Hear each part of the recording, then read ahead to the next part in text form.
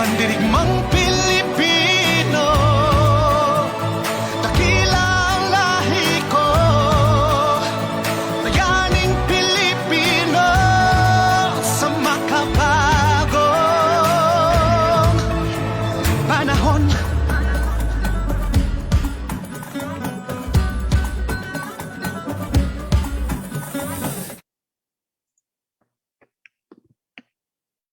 Okay.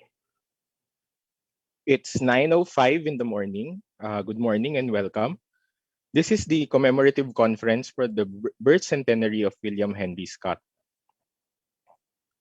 We are now live via the Zoom webinar and live streaming on the Facebook pages of the 2020 of the National Quincentennial Committee, the National Historical Commission of the Philippines, the University of the Philippines Baguio, the Local Historical Committees Network, the Department of Education, the Department of Foreign Affairs, and the National Commission for Culture and the Arts.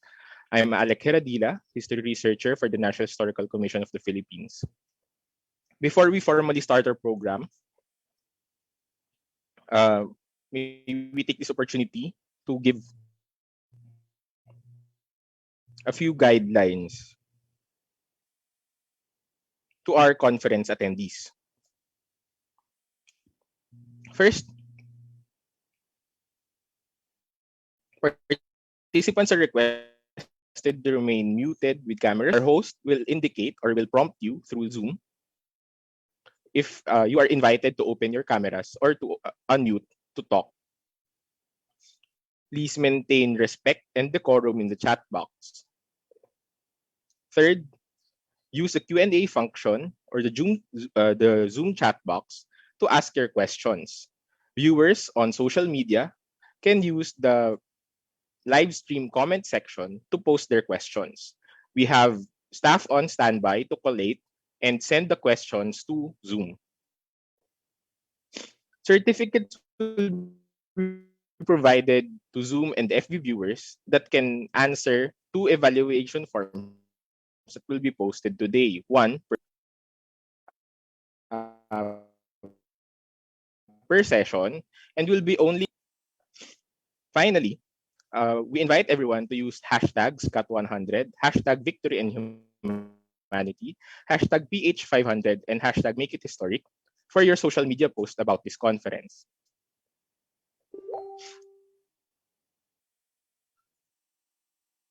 With that, may we ask everyone to please stand for the singing of the Philippine National Anthem.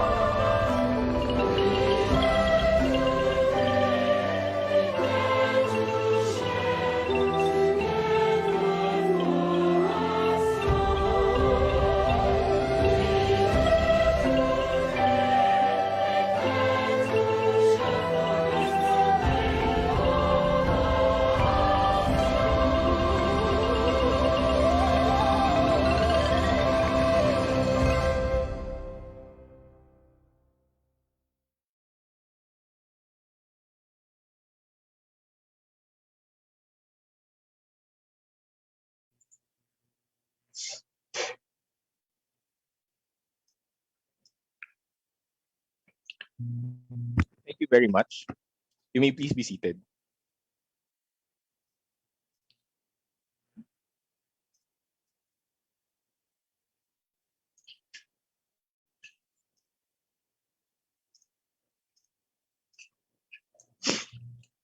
Today's program is in commemoration of the 100th birth anniversary of William Henry Scott.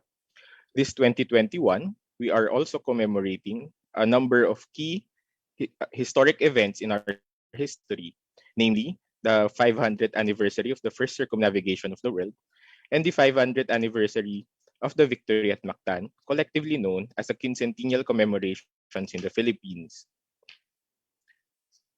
By virtue of Presidential Proclamation 1128 series of 2021, this year is also the year of Filipino Pre-Colonial Ancestors. This program has been adopted by the Technical Working Group for the Year of Filipino Pre-Colonial Ancestors and the National Quincentennial Committee as an official program of both events. Finally, we are also being adopted by the Department of Foreign Affairs for the 54th anniversary of the founding of the Association of Southeast Asian Nations.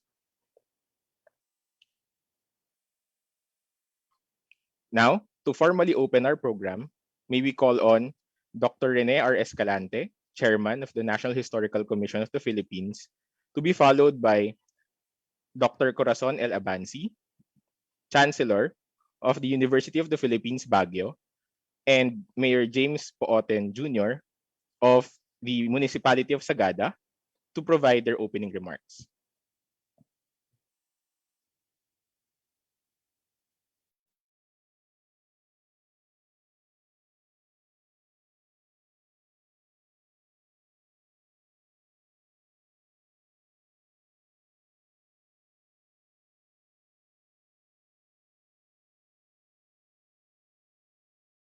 Most of us were taught that Philippine history only began when Magellan arrived in our country in 1521.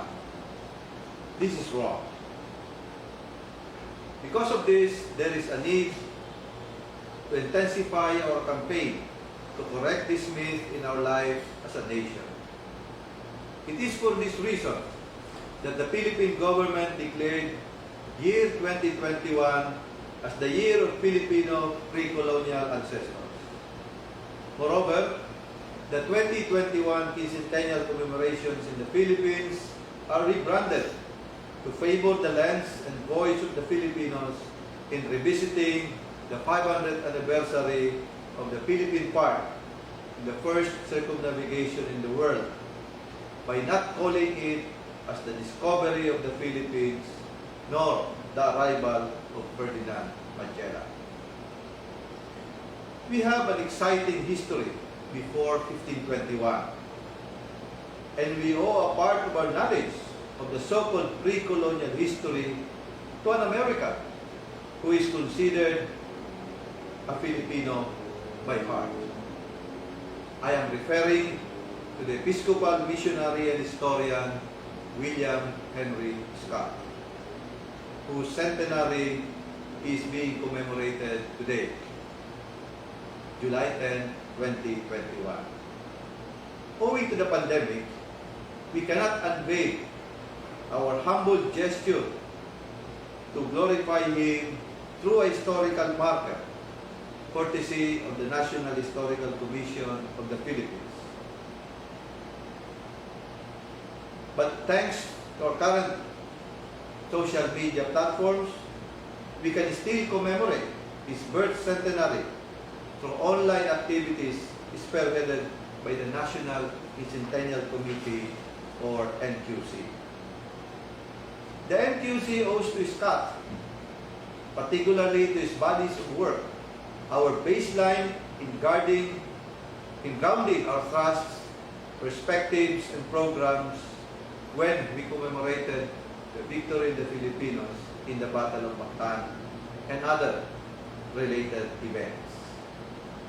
He made us realize that a historian can join the League of Archaeologists, Anthropologists, Linguists, and Ethnographers in reconstructing Philippine pre-colonial history. He was brave enough to charter the domain of a historian by entering the world of our ancestors before the Spanish colonization, despite the dearth of historical sources.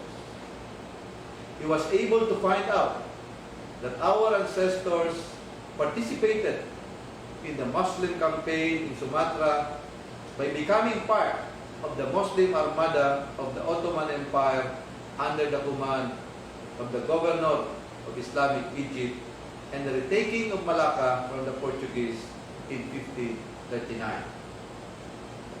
And also in Palawan, the surviving crews of the Magellan-Elcano expedition after the Battle of Mactan met a Portuguese-speaking native, and that the young Rahamatanda of Manila had acquainted the said crew of the Magellan expedition in Brunei 500 years ago. And not only that, the Raha had a Spanish-speaking servant whom instructed to assist the expedition in the latter's journey to Maluku, the goal of the Magellan-Elcano expedition. Scott may be American by blood, but he became Filipino in his soul.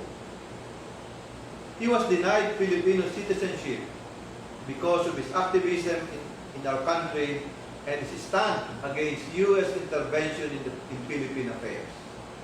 But to the academics, especially to Filipino historians, his contribution was great.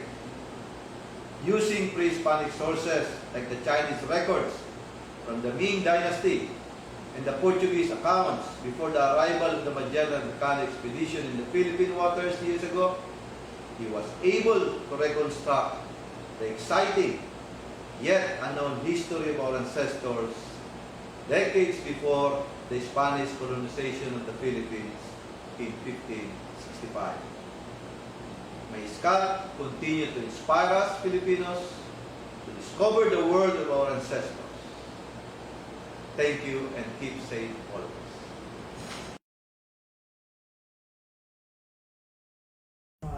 To be at the helm of an important event, celebrating an intellectual tradition, the birth of William Henry Scott. Born on July 10, 1921 in Detroit, Michigan, William Henry Scott, more fondly referred to by his close friends as Scotty, arrived in the Philippines as a member of the U.S. Navy. Eventually, he found home in the Cordillera. Why are we honoring him today? Without doubt, the scholarship of William Henry Scott occupies a prominent position in the intellectual tradition of both Cordillera historiography, Cordillera studies, and Philippine historiography. He is the foremost historian of pre-colonial society of the Philippines. On the occasion of his birth centenary, it is most fitting to hold an activity that honors both the man and his scholarship. I congratulate the Department of History and Philosophy of UP Baguio under the leadership of Professor Nella Florendo for co-sponsoring this event with the National Historical Commission of the Philippines under the auspices of the National Quincentennial Commemorations. William Henry Scott had very close ties with UP Baguio and the Cordillera Study Center. Unfortunately, this was cut short with his untimely demise in October 1993. Our faculty and students get to know him through his donations to the Cordillera Studies collection of our library. We pay tribute and honor to William Henry Scott, but we know this is not enough. We will always remember him as a great historian, a man who dearly loved the Cordillera. Thank you, and I wish you all a meaningful day. Most of us were taught that Philippine history only began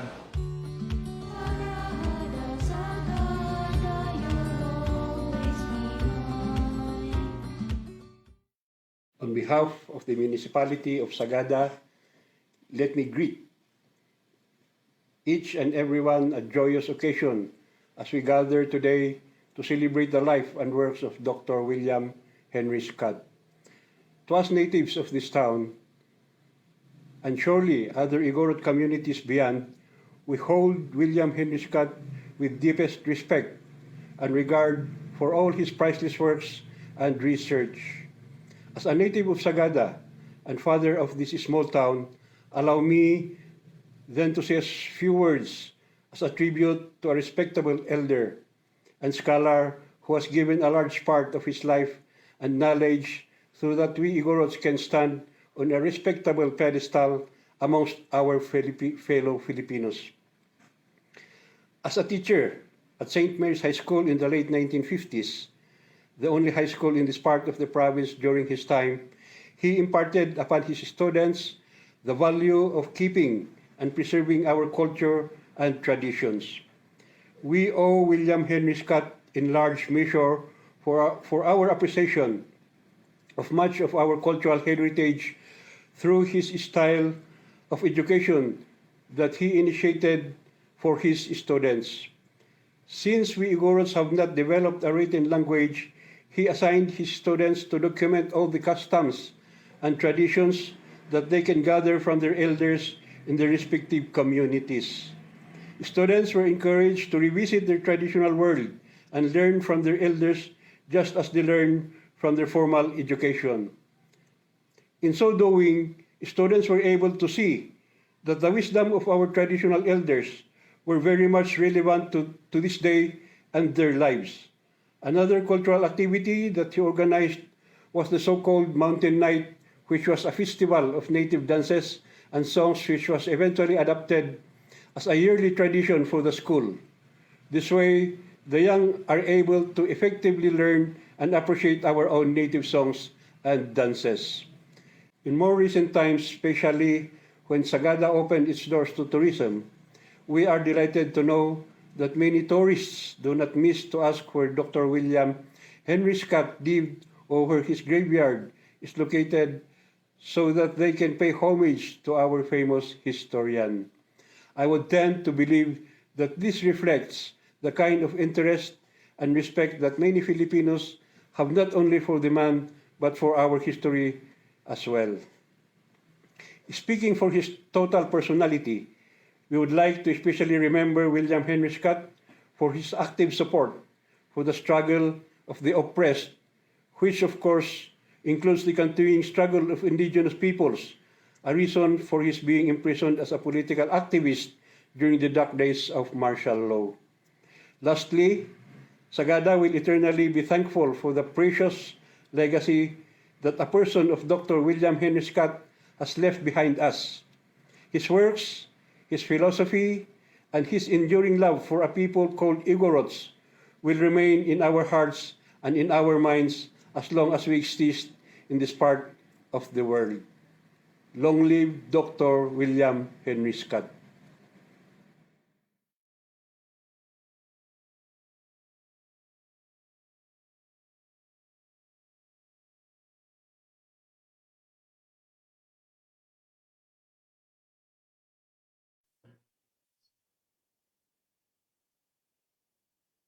Thank you.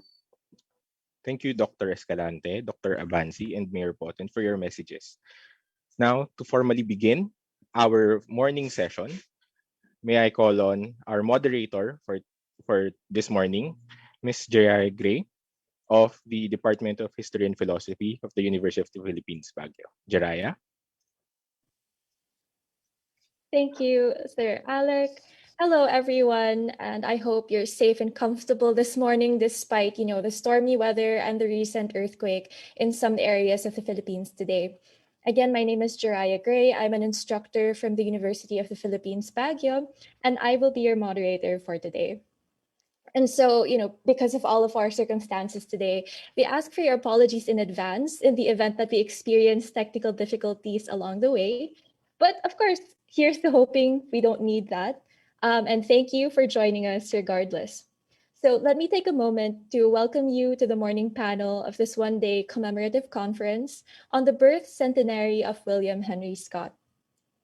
We are fortunate today to be joined by a group of people, both the speakers, but also the people who are joining us as audience members, who knew this scholar personally, either as friends or colleagues.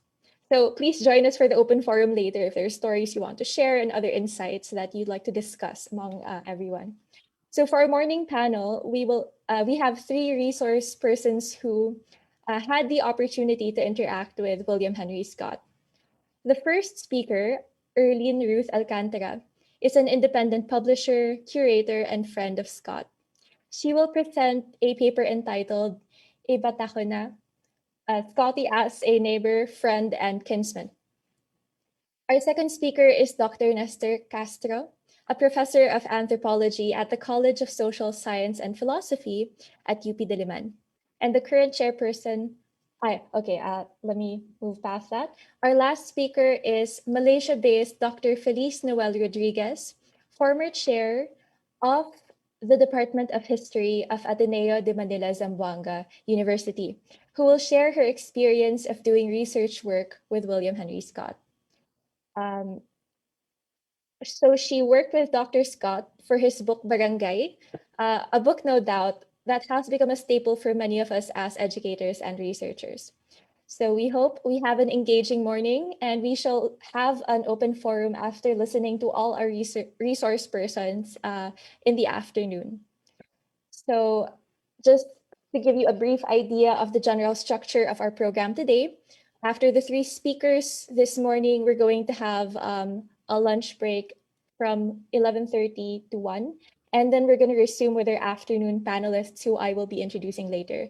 And then after that, we're going to have our open forum, which should end at about 3:30 in conclusion of this conference. All right, we can begin with the introduction from Ma'am Erlyn Alcantara. I hear she's joining us today for some live remarks. Are you here po, ma'am? Yes, hi, Jiraya. Yes, Hi po, good morning. I'm here, yeah. Nice to see you po. Would you like to begin your remarks? Yes, just a quick one. Yeah, before we run the video. Yes, good morning to everyone from a damp and very foggy day in Baguio. It is a privilege and an honor to be part of today's conference. And to my friends and neighbors in Sagada, para sa iibak ay Sagada na ay nan tribute Tako para kan Scotty.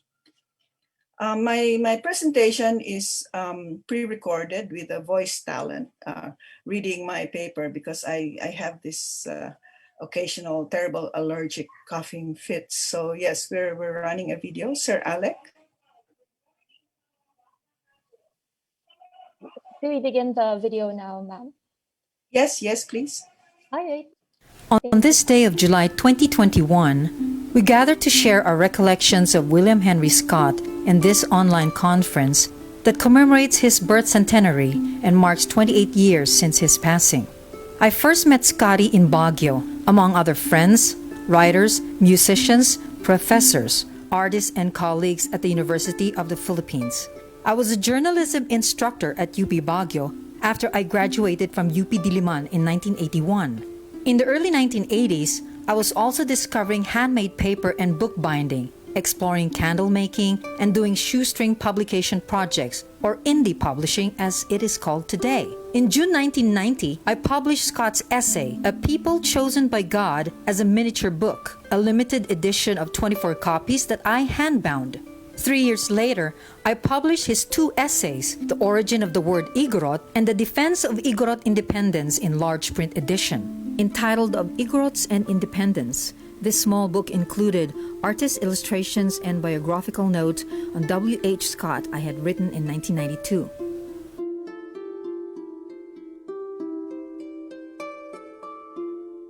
This is anything but an academic paper. It is more of a remembrance of Scotty, a montage of excerpts and memories of him as a dear friend, and as a neighbor when Sagadans called Sagugong.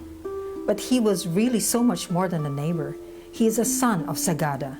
During and after his political detention under the martial law regime, Sagadans proudly avowed, "He's one of us. He's our kinsman. Iba mina." When I lived in Sagada starting in 1987, I would stay there months in a row to take long walks, to read, sometimes write. work in a studio in an unfinished house to bind small books, and also to make candles in the wood fire stove at the basement kitchen of my Alapo Flora Abea, matriarch of the Sagada family that adopted me. The Abeas of Nangonogan are my second family. Nangonogan is a 5-minute brisk walk from the house where Scotty lived. His residence was closer to the town center, Sagada's Episcopalian Church of St. Mary the Virgin. Scotty died unexpectedly of complications after a gallbladder operation. His death on October 4, 1993 stunned everyone who knew him because no one thought that would seem like a routine medical procedure would cause his death. The last time I spoke to him, he had yet to write a foreword, a preface, assemble maps and illustrations for his magnum opus, Barangay, 16th Century Philippine Culture and Society. He was eagerly waiting for a packet of microfilm to arrive in the mail so he could write a short section on the Ilocos to add to the manuscript. In July 1993, he had submitted an almost finished manuscript to the Ateneo de Manila Press, and he was dying to see the proofs. Only 7 months earlier, in March 1993, we held a launch for the book of Igorots and Independence at the University of the Philippines Baguio. When I saw him a month after the launch, he told me how 2 of his friends visited him to say that the W.H. Scott bio at the back of that book brought them to tears. It was a story that indirectly commended my work. Coming from him, I considered it a genuine compliment. His death was a deep loss because apart from being a critic, advisor, and mentor, Scotty was a dear friend who had become a large part of my life in Sagada. Conversations with him were always great fun and so animated because of his wit and humor. He laughed heartily. He loved to talk about his cats, or what he called his kitten factory. He had funny little stories about his days as a teacher in China, his times in the Navy, and his early years as a missionary in Sagada. He worked tirelessly at his hardy typewriter. He called himself a dinosaur who had no need for word processing using computers. He shuddered at the thought of having a similar tragedy as one of his friends who made some mistake on a computer and zapped his entire manuscript to Kingdom Come. He once gave me a cassette tape of cello music. It was deeply beautiful music. He said, "Isn't it like thick, rich chocolate?" And nothing could have described it better. I gave him Baroque music recordings and cassettes, and he particularly noticed a piece for Absalom.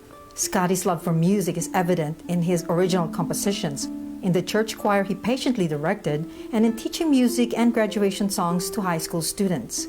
He and 2 of his foster sons, Edmond Kumaad and John Lambayong, assembled a harpsichord and later a clavichord with the help of an illustrated manual.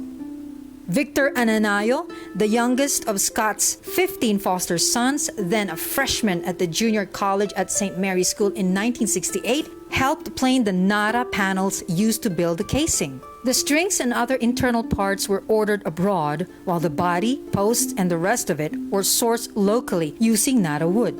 The carpentry skills of Edmund, the musical gift of John, and the mentoring of Scotty made it possible for these instruments to be built, probably for the first time in the country. Scotty, in 1973, donated these to Jose Maceda for his collection of musical instruments. Maceda, later National Artist for Music, was professor at the UP College of Music. I last saw Scotty in September 1993 when he came by my new quote-unquote office in Baguio and greeted me with, "Is this Luz Publications?" I laughed and said, "Just a temporary career change. I was at the time managing Pub Luz, a cafe music pub, and was preoccupied with arranging nightly live performances by select Baguio musicians." So here he was in Baguio. We laughed and talked at length over coffee like we were seated by a window table at Masferes Cafe in Sagada. "So when's the next book?" he asked. He brought up the idea of compiling a collection of classic W.H. Scott essays. Classic, he said, because no one has done anything better or any worse on the subject. We were to meet again when he came back from Manila before he returned home to Sagada to sit and talk about where those essays were published, in journals, anthologies, or newspaper columns. His parting words were, "See you next week, maybe Thursday." How would I have known that that was the last time I would ever see him alive? On the day before his funeral, I sat by the window at my Alapos upper floor at A7 house.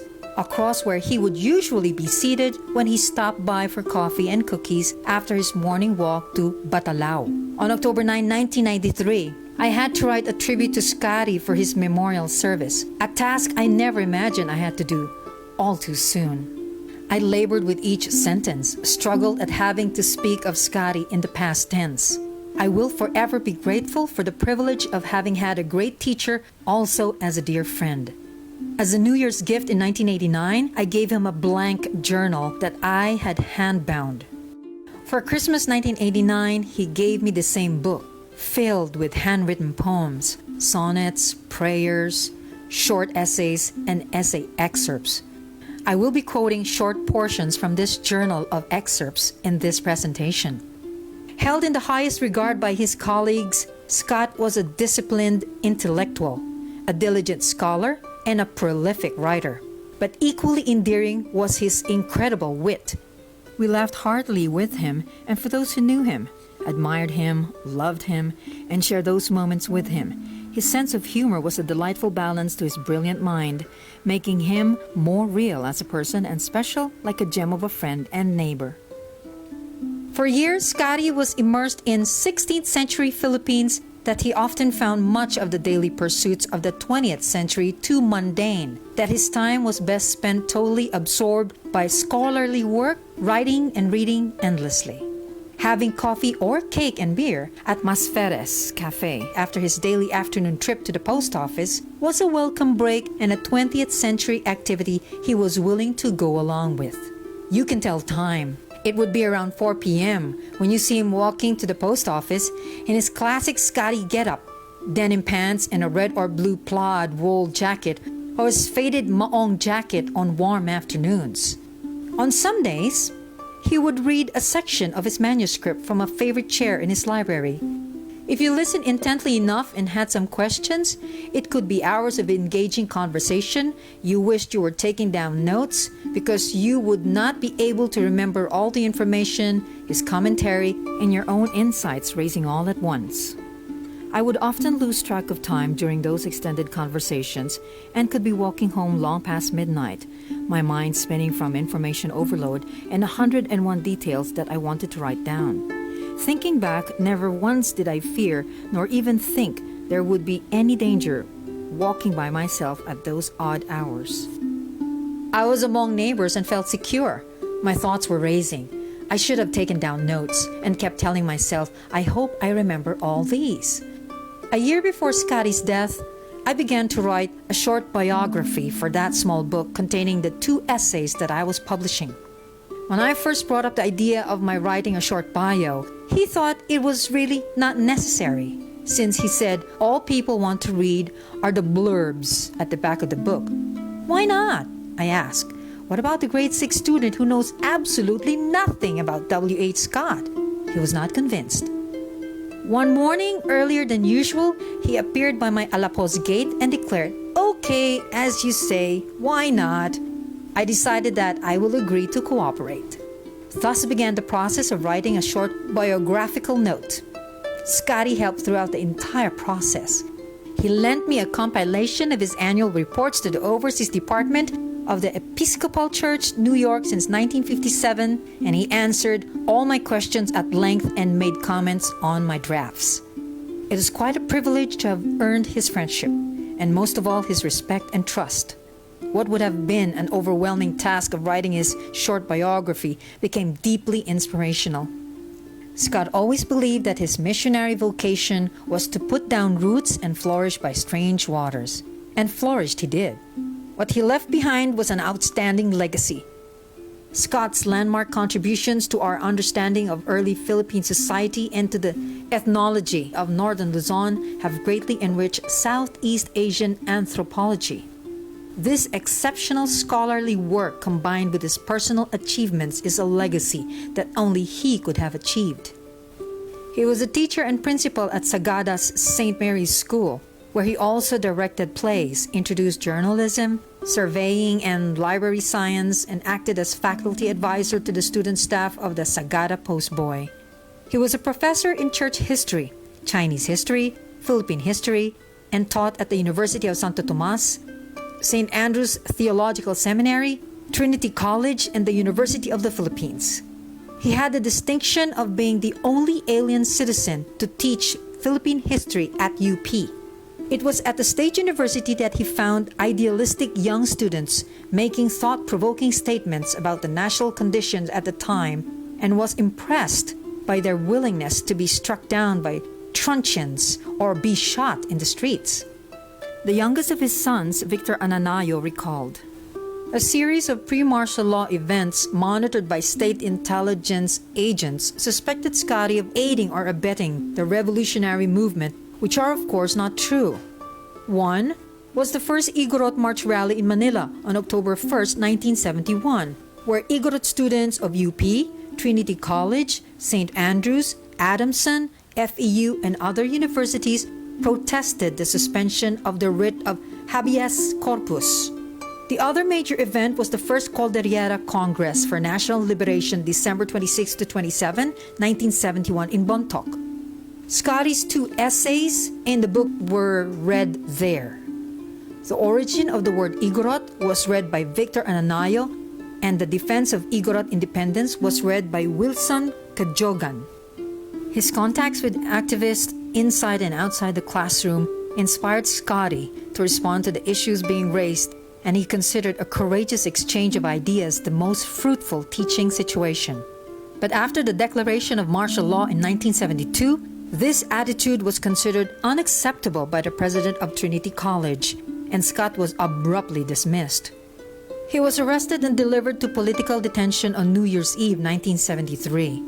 First at Fort Bonifacio and later moved to Engineers Island along Manila Bay.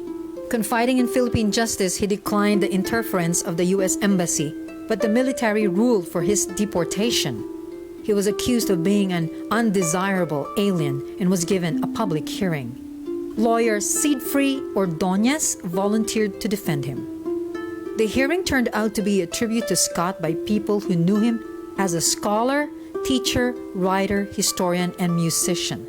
Scholars put on the stand acknowledged his vast contribution to Philippine historiography and ethnography has given Filipinos the chance to gain a deeper understanding of our culture, heritage, and destiny as a people. Testimonies from bishops, priests, and colleagues, and petitions from faculties, student bodies, and citizen assemblies were presented. Those from people on the Cordillera honored him as their own son and regarded him as a tribute to the Christian faith he professed. His life's work and true worth were weighed in the balance and not found wanting.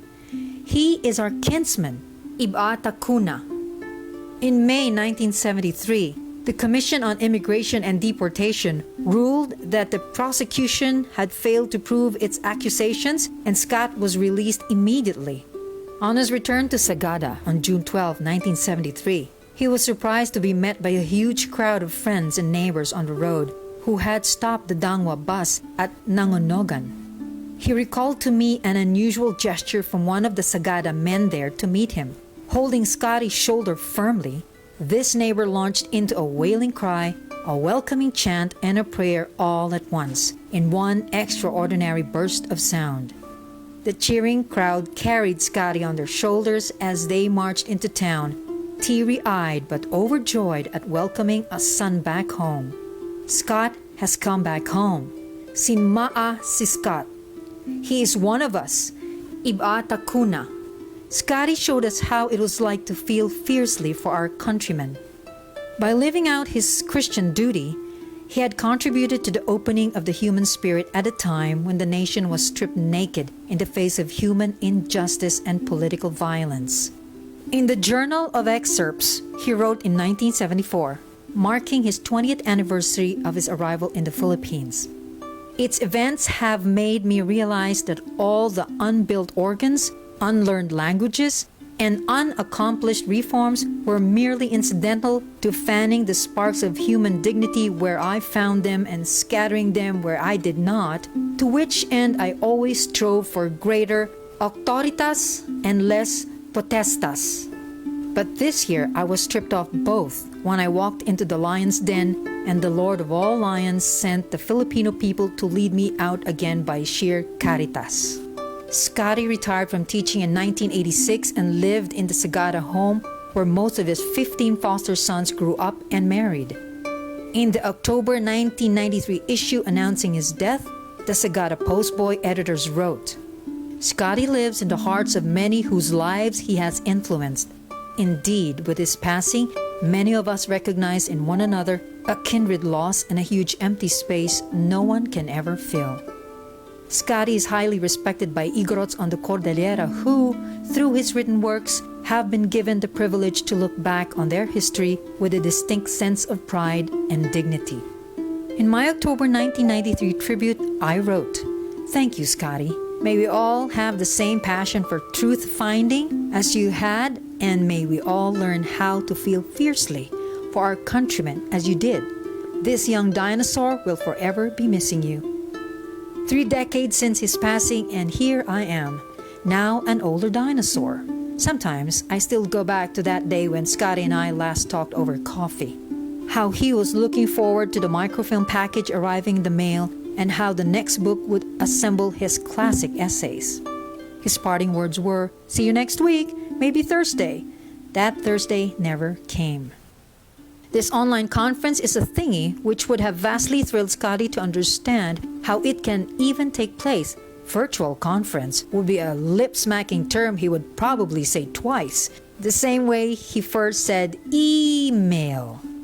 After his conference, I suggest we go to our cupboards or a nearby coffee house and order a bottle of San Miguel Pale Pilsen and eat cake. This was a Sagada afternoon ritual that he insists I invented.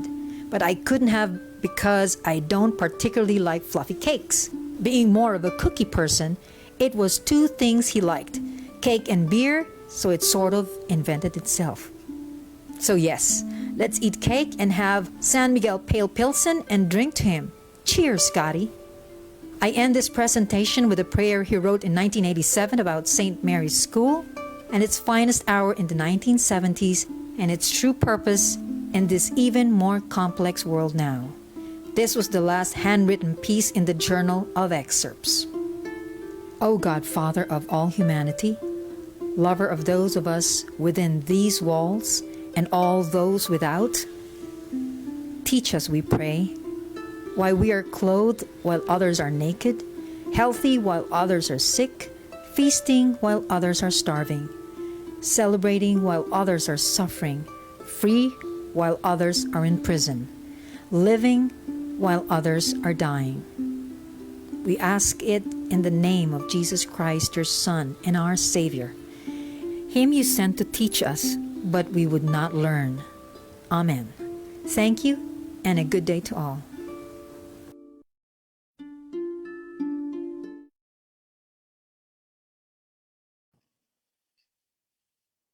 Thank you so much for that, Ma'am Erlyn. I personally love hearing about these kinds of stories kasi I remember when I was first struggling to teach pre-colonial Philippines, Scott's work was just so reassuring kasi generous and wide. But more than that, if my students' eyes were starting to glaze over na during the face-to-face classes, I would just mention the Kitten Factory or all of these little stories I had read from Ma'am Erlyn's posts over the years. So thank you very much for helping us understand Scott as not just a scholar, but really more of a person, as you said in your write-up. So for the audience today, here's a small correction to the program that I mentioned earlier. We're going to have an open forum right after our morning panel. So if you have questions that you want to have us answer, please drop them in our Q&A box dito sa baba. You'll see it at the bottom of your screen for those who are panelists. So our next speaker will be Dr. Nestor Castro, who will tell us about William Henry Scott from the perspective of anthropologists naman. Dr. Castro, are you here with us? Okay, good morning to everyone. So I'm here right now in Manila, and just last night my basement toilet was flooded. And it's starting to rain heavily again. So I hope I won't be cut off through my poor internet signal. So let me share my screen.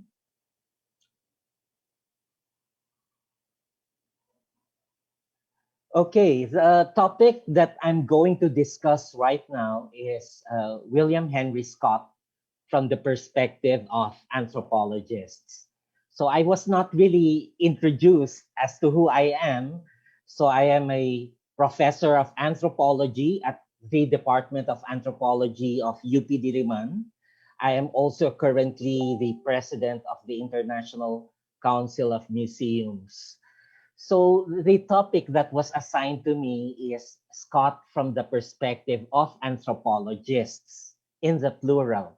Unfortunately, due to the lockdowns, I was not able to communicate with many of my colleagues. And so many of these recollections are based on my personal interaction and my knowledge of Scott's publications. So first, on a personal note, I first met William Henry Scott when I was a freshman in UP. So I was the vice president of the Anthropology Society of UP during that time. And I was introduced to Scott by Father Manuel Lajos at St. Andrew's Seminary. And we were introduced as both members of a support group of the Cordillera. And informally, we were called the Friends of the Igorots, or FI. Of course, that was a very short meeting, but through that meeting, I got to know Scott. And of course, later on, I've read his works, including The Discovery of the Igorots, one of the books that inspired me to focus my research in the Cordillera. So, although I don't come from Baguio or the Cordillera, most of my researches have been on the Cordillera. So, uh, Scott is, of course, a well-known historian, but many people call him as an anthropologist, and this is something that he was not comfortable with. He would reject that idea. But of course, there is an interface between anthropology and history. So anthropologists, just like historians, are very much interested in history. So we would refer to the anthropological approach as historical, comparative, and cross-cultural. However, the anthropologist's interests in human history begins when humans first evolved in Africa. So it's a longer period of time. And traditionally, historians were more preoccupied in studying the historical period. Of course, the time when there was already written records, relying mainly on archival sources, while anthropologists were more interested in the prehistoric period, using data from archaeology, folklore, and historical linguistics. Of course, this divide now between these two disciplines is no longer true. There are many anthropologists who are historical anthropologists as well, studying the historical period. And there will be historians that look into prehistory and use methods of anthropology, such as studying oral history. And of course, when we talk about prehistory, again, traditionally, that was the domain of anthropologists. Let us just look at the works of the father of modern Philippine anthropology, Dr. H. Oatley Bayer. So some of his works on Philippine prehistory were, among others, arrangement of data in history and ethnography of the Ifugao people, which were a series of publications made during the time of 1910 to 1912. The Philippines before Magellan, published in 1921. The Philippine Saga, something that Scott later wrote about, a pictorial history of the archipelago since time began, published in the Philippine Magazine in 1947. Philippine and East Asian archaeology and its relation to the origin of the Pacific Islands population, published in 1948. And The Origin and History of the Rice Terraces, published in 1955.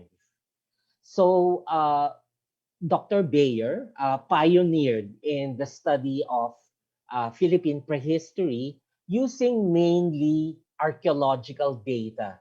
Of course, he would have many other archaeological publications, but not necessarily related to reconstructing prehistory. Bayer was followed by other anthropologists in their interest in studying Philippine prehistory. For example, Fred Egan of the University of Chicago on his Visayan accounts of early Bornean settlements in the Philippines, published in 1956. Felix Keesing on the ethnohistory of Northern Luzon, published in 1962. Aram Yengoyam's The Initial Populating of the Philippines, Some Problems and Interpretations, published in 1967. Dr. Jess Peralta and Lucila Salazar's Pre-Spanish Manila, a reconstruction of the prehistory of Manila. Dr. F. Landa Hocano's Philippine Prehistory, published in 1975. And again, Hocano's Filipino Prehistory, Rediscovering Pre-Colonial Heritage. Again, this domain that the study of prehistory belongs to anthropology and not to history was something that many historians respected. But for William Henry Scott, he verged into this area of research. Let me first cite Scott's review of Keesing's Ethnohistory of Northern Luzon, published in the American Anthropologist issue of 1963. So this is a book review of Keesing's work. According to Scott, in that review, so these are his closing remarks on his review. Finally, since so much argument hinges on so few references, meaning references cited by Keesing, it is a pity that the author relied so heavily upon the Blair and Robertson translations, and peculiar that he quotes so frequently from Isabelo de los Reyes, a folklorist and polemicist of the revolutionary period, with no more insight into the pre-Spanish Philippines than Keesing's own. It is to be hoped that other scholars will follow Keesing's lead and make the same use of documents not available to him at Stanford, where Keesing was based, especially the Dominican records in the University of Santo Tomas, Manila, and the Augustinian archives in Valladolid. So this book review was published in the American Anthropologist, a reputable journal of anthropology in the world. So even if he was not an anthropologist himself, he was recognized by anthropologists as an expert in the field that he was studying. So these are some of the works of Scott on Philippine prehistory and proto-history. Of course, there will be more, but these are some of them that particularly got the attention of Filipino anthropologists. First is pre-Hispanic source materials for the study of Philippine history, published in 1968. This is a product of his PhD dissertation in UST. Later, I'll talk about it more.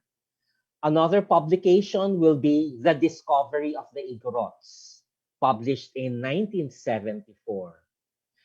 The pre-Hispanic source materials was republished in 1984 in a revised edition, this time with certain insights into anthropology's role in prehistory. Looking for the Pre-Hispanic Filipino, published in 1992, and of course, Barangay 16th Century Philippine Culture and Society, published in 1994. I won't talk about the last one because one of the speakers today will focus on this topic. So William Henry Scott was very much interested in prehistory, more particularly on pre-Hispanic Philippine society and culture.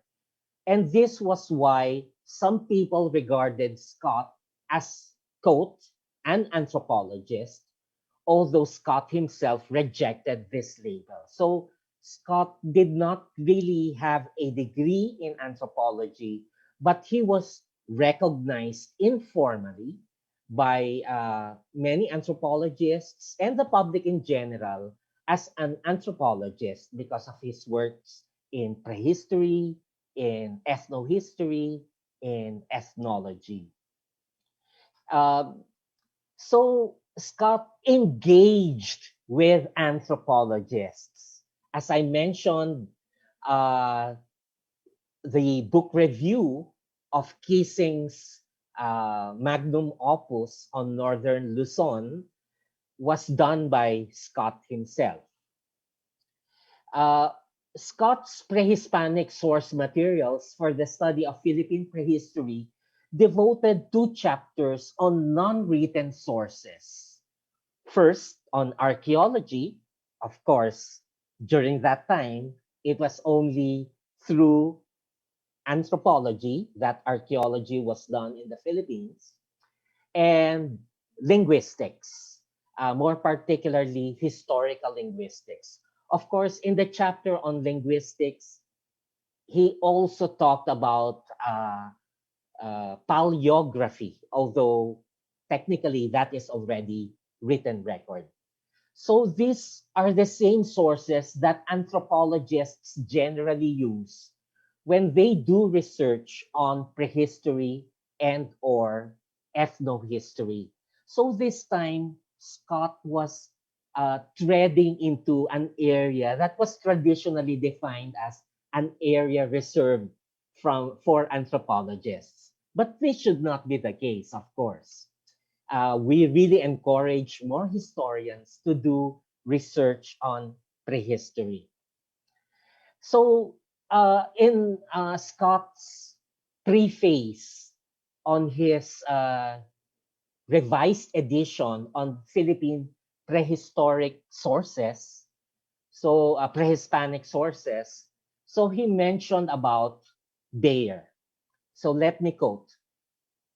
So he was referring here to historians in general who wrote sections about prehistory in their textbooks.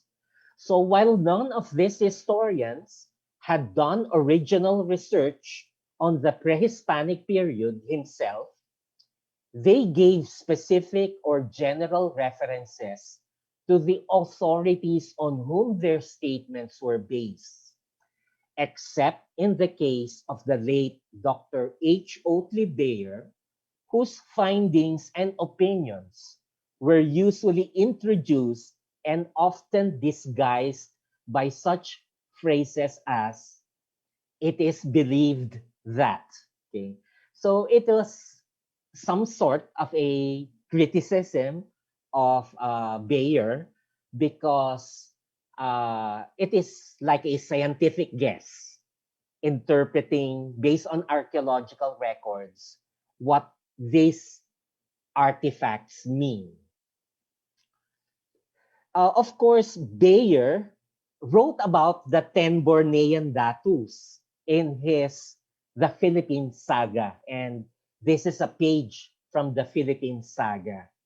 Bayer used the story of the 10 Bornean Datus as proof of his fury on the waves of migration. These are my words. Bayer used folkloric and pseudo-historical evidences, such as the Maragtas Code, to back up the story of the 10 Bornean Datus as facts. And this is something that, again, Scott critiqued later on.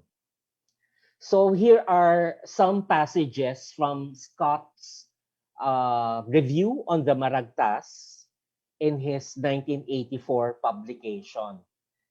So he said, Bayer had an English translation of the Maragtas made by 4 of his anthropology students in 1916. And of course, he also mentioned Bayer had this startling and unsupported statement in 1949, that was the Philippine Saga, that the Maragtas was a pre-Hispanic document. And of course, in this work on pre-Hispanic source materials, Scott debunked the Maragtas as a at least based on the written accounts, that it was a pre-Hispanic document. So he continued to criticize not just Bayer, but also those who echoed Bayer, such as other anthropologists, such as Tom Harrison and other ethnologists. So he said, this myth, provided by Bayer, was given wider circulation by another anthropologist, the late Tom Harrison, editor of the Sarawak Museum Journal, by publishing the Carrion translation in 1957, with an introduction which persists in referring to the Monte Claro translation or the Monte Claro work, not as the author of the Maragtas, but as a mere redactor or transcriber of some ancient Philippine legend. And Scott goes back to the Monte Claro document, where Monte Claro himself admitted that he is the writer of this document and he is trying to recall what he has heard or what he has learned. So basically, they were indeed folkloric materials, but they have been written down by Monte Claro. Okay. Furthermore, Scott mentioned this Carrion translation, in turn, has been given word by word attention by other ethnologists, although he did not mention who these ethnologists were, seeking clues to such Philippine details as specific crops or agricultural techniques during the pre-Hispanic period. Okay, so another thing, of course, these other ethnologists would say that, yes, in these translations by Carrion, there would be Spanish words such as Dios, for example, but maybe they were added later. But basically, the original document was from a pre-Hispanic period, something that Scott was not comfortable with. For him, there should be documentary evidence to show that such data is indeed derived from a pre-Hispanic material. Another thing that Scott criticized was H. Oatley Bayer's Waves of Migration Theory. Before showing to you Scott's critique of this theory, let me remind the viewers right now what this theory is about. So this theory, again, first published in the Philippine Saga in 1949, says that there were a series of 5 migrations of different peoples coming into the Philippines. So the ancestors of various ethno-linguistic groups in the Philippines came from one or several of these ancestors coming in different waves. So according to Bayer, the first wave were those of humans similar to the Java man. And of course, we know that the Java man is Homo erectus, about 230,000 years before present. And they reached the Philippines through land bridges during the Pleistocene epoch. The second wave were Australoid Negrito people and Australoid Sakai peoples reaching the Philippines through land bridges 25,000 to 30,000 years ago. And these were the ancestors of the Negritos, of the various Negrito peoples of the Philippines, such as the Aita, the Agta, the Dumaguete, the Ati, Mamanwa, etc.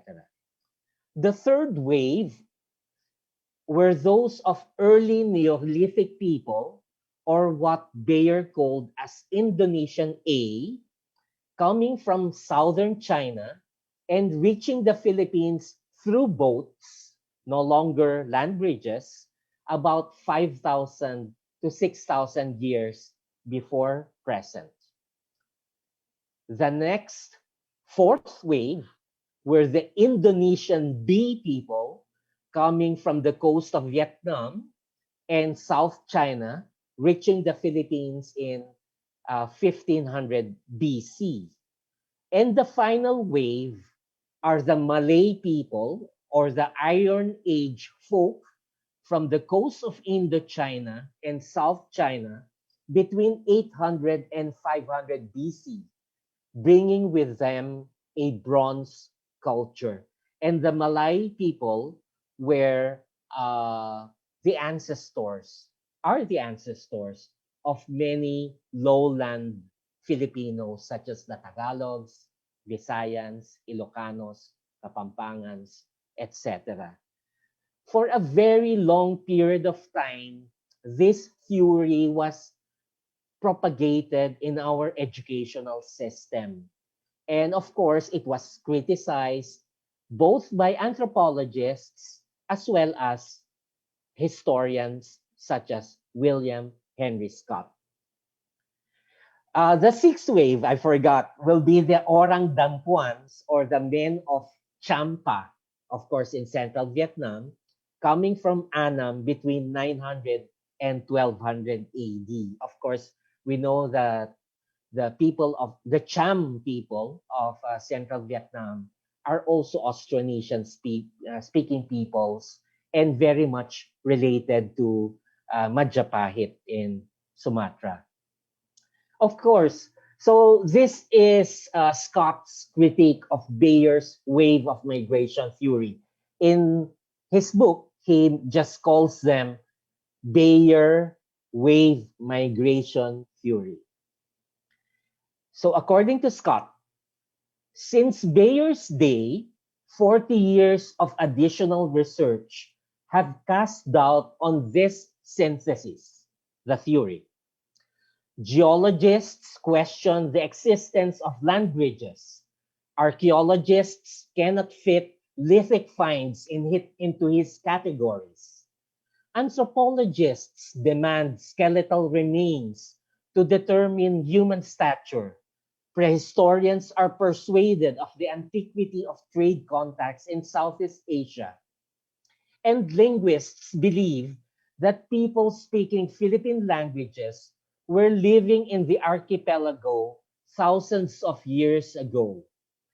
Probably none of them would accept Bayer's assumption that by examining living populations, you can determine what kind of tools their ancestors used, or that by examining tools, you can determine the race of men who made them.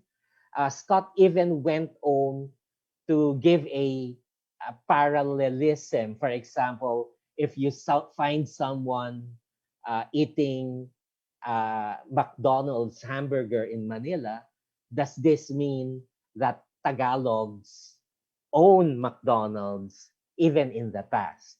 So Scott disputed evidences or the lack thereof coming from Bayer's theory. Bayer also gave little consideration to the fact that cultures are dynamic, not static, that they survive through change, adjustment, innovation, development, and borrowing. It is probably safe to say that no anthropologist now accepts the Bayer wave migration theory today. So this quotation where Scott talks about how cultures are dynamic, not static, that they are in constant change, sounds as if an anthropologist is writing it, critiquing an earlier anthropologist. Aside from prehistory, Scott made significant contributions as well in terms of ethno-historical research. Again, a domain that was previously in the realm of anthropologists, but definitely ethnohistory is a field where there is common interest by both anthropologists and historians. So Scott's The Discovery of the Igorots, Spanish Contacts with the Pagans of Northern Luzon, is an important contribution in the history of Cordillera, especially Cordillera ethnohistory. So going back to the book review of Scott, of Keesing's work, where he encourages historians to do more research in archives that were not available to Keesing. Practically, this is what Scott did. And this is why he studied in UST, did research in UST, and did archival research about Philippine prehistory, or at least Philippine history during the time of Spanish contact. Another challenge that Scott did to anthropologists was to look back at your data, reflect on your sources, look into what is acceptable and what is not in reconstructing ethnohistory. Of course, many anthropologists use the ethnographic present when they write about ethnohistory. In some cases, this is possible. For example, you do present research among the Agta of Palanan Isabela in order to understand how it was in the past. Because basically, the Agta of Palanan Isabela are still, many of them are still nomadic hunters and gatherers. In some cases, you can do that. But in other cases, actually in most cases, the ethnographic present is very much different from the conditions and the context of the past. And this is something that we should be on guard about. So what anthropologists do right now, for example, in doing ethnoarchaeology, ethnoarchaeologists study particular cultures, but comparing it to another culture that will have more or less the same cultural setting. Not necessarily the same culture area, but the same context. So Scott studied and interrogated existing ethnographies about the Igorots. This is in his book on the discovery of the Igorots. He went back to Father Francisco Antolin's 1795 ethnography, and to Dr. Hans Mayer and Dr. Alexander Schadenberg's ethnography of 1898. Interestingly, that book on the discovery of the Igorots, the foreword was written by Dr. Harold Conklin, chair of the Department of Anthropology of Yale University, which just proves that Scott was indeed recognized by many anthropologists, many of them from outside the Philippines, but are recognized people by anthropologists in the Philippines. So here are my concluding remarks on Scott's contributions. Scott engaged with anthropologists such as Kinsman and Bayer by reviewing and critiquing their works. Scott incorporated data derived from anthropological research, especially in the fields of archaeology and historical linguistics, in his study of Philippine prehistory. Scott's major contributions to Philippine anthropology are in the fields of Philippine prehistory and Cordillera ethnohistory.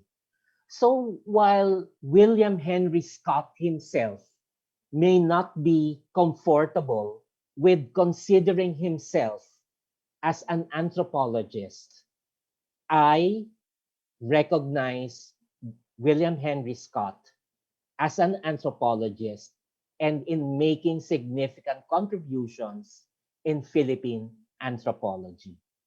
Thank you very much.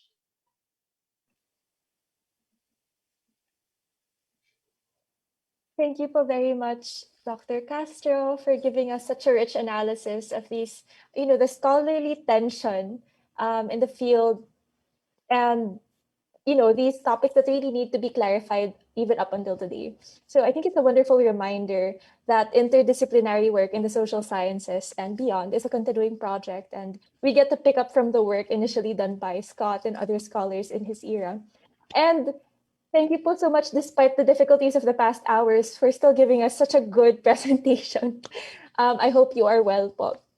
So, titin na lang po yung chika. We will move on to the next speaker for this morning. Thank you po, Dr. Castro.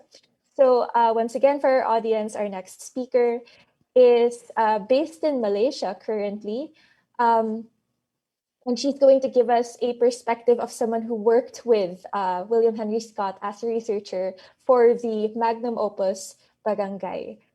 So, Dr. Feliz Noel Rodriguez, are you here po with us? Yes, I'm here right now. Welcome po, Dr. Noel. You can take over po. Yeah, thank you. Thank you so much. First of all, I'm actually, yes, based in Kuala Lumpur, Malaysia, but I am affiliated with the Ateneo de Zamboanga University, and I used to be with the Ateneo de Manila University 20 years ago or more, and that is how I got to meet William Henry Scott. When I was an undergrad student at Ateneo de Manila University, I actually, I'm sharing my screen now.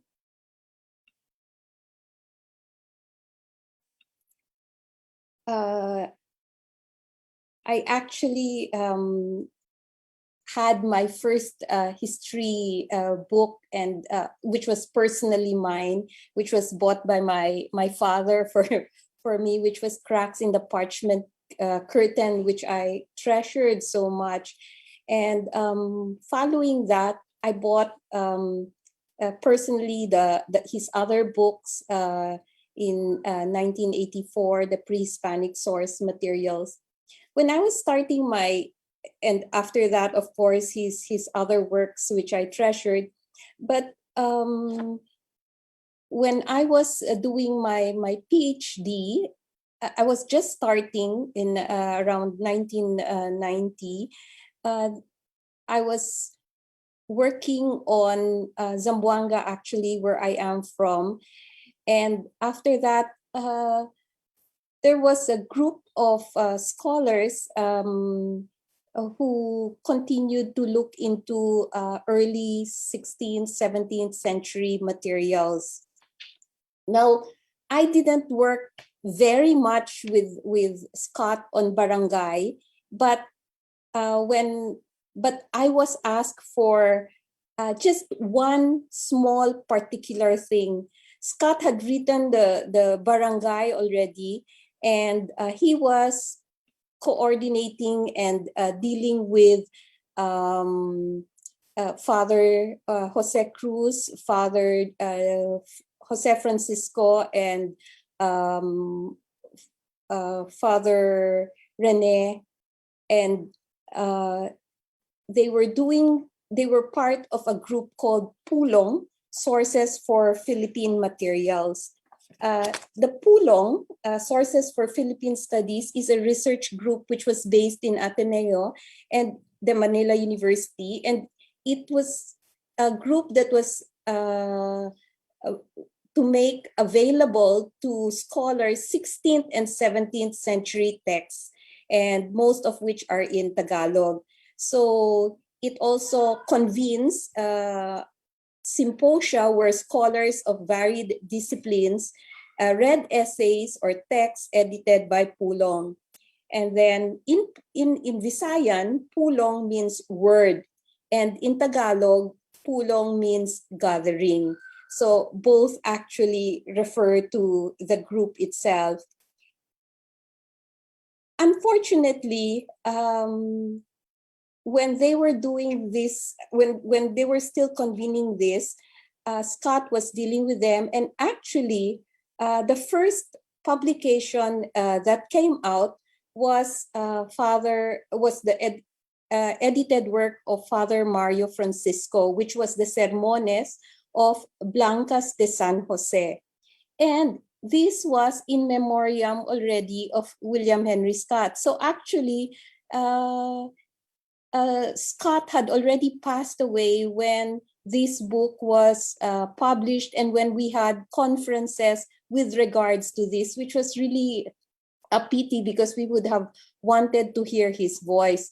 But this was dedicated to him because the manuscript itself, which was available and which is kept in the rare book collection actually of the Philippine National Library, was a photocopy of it was given to the Pulong office, the Sources for Philippine Studies office, and they transcribed it, and based on the transcription, all scholars, a number of scholars were given copies of it, and they convened a gathering where there was a discussion on this sermones, and William Henry Scott provided the photocopy for this.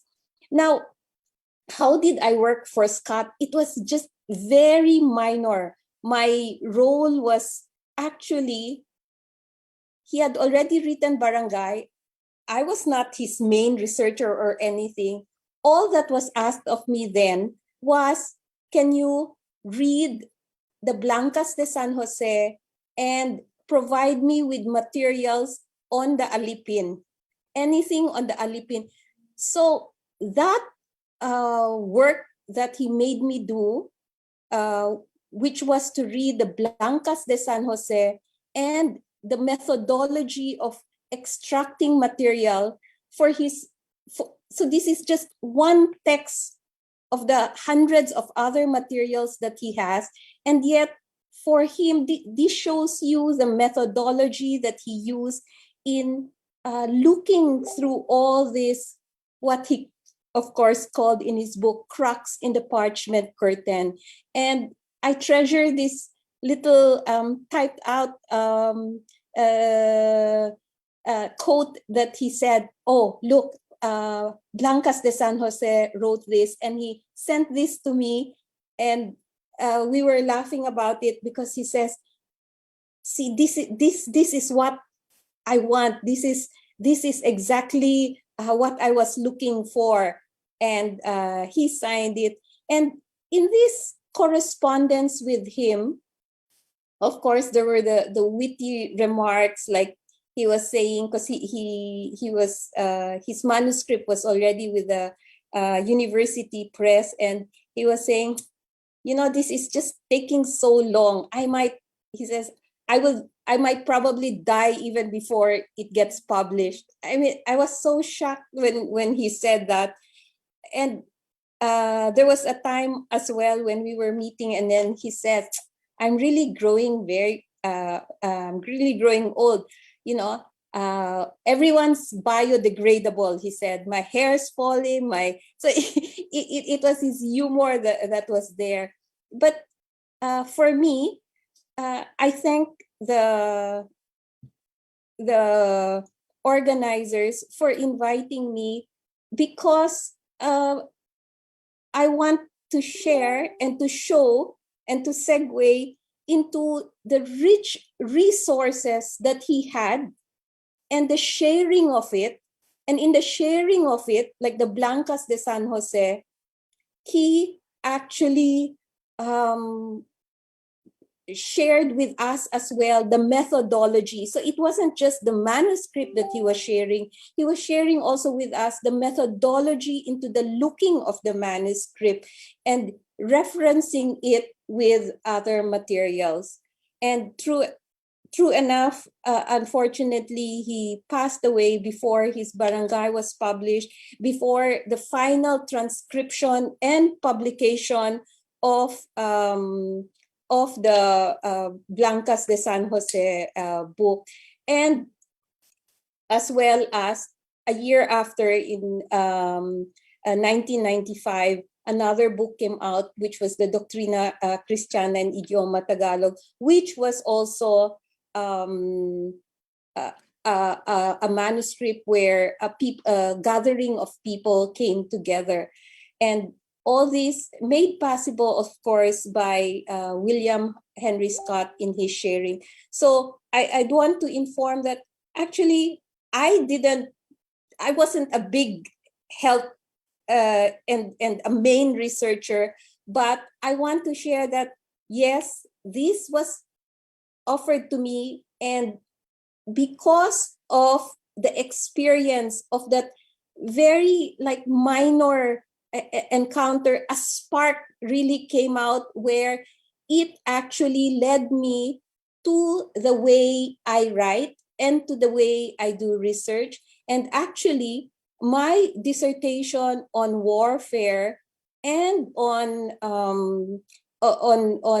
contact period between Spain and the Philippines was really brought about by my encounter with William Henry Scott.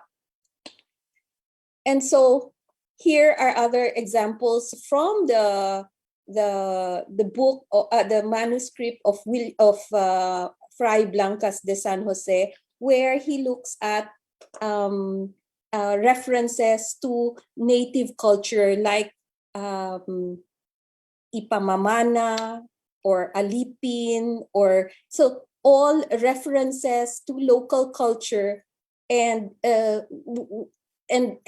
what we were doing was really sifting and bringing out, what culture there was. So I'd want to share another, this is a talk I gave.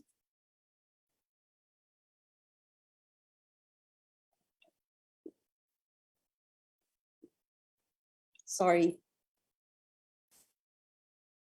This is a talk I gave on warfare, and I used materials on pre-Hispanic Filipinos.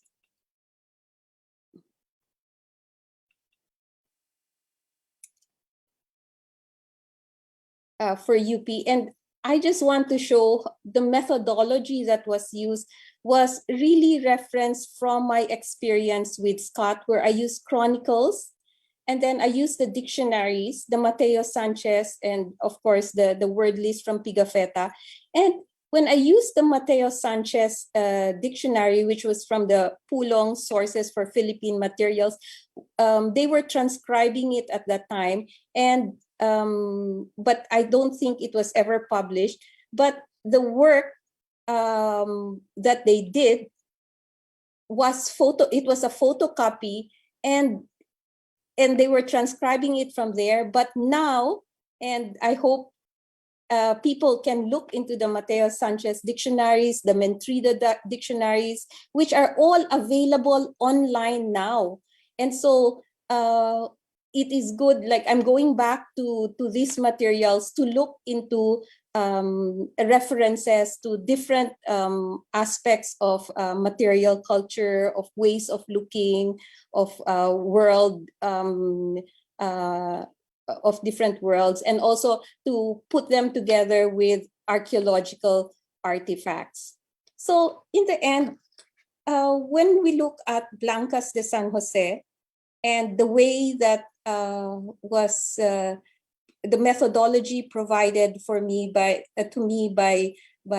Scott then was really an eye-opener, because it showed not only what was they always say, oh, we want to know what Filipinos were like during the encounter with the Spaniards.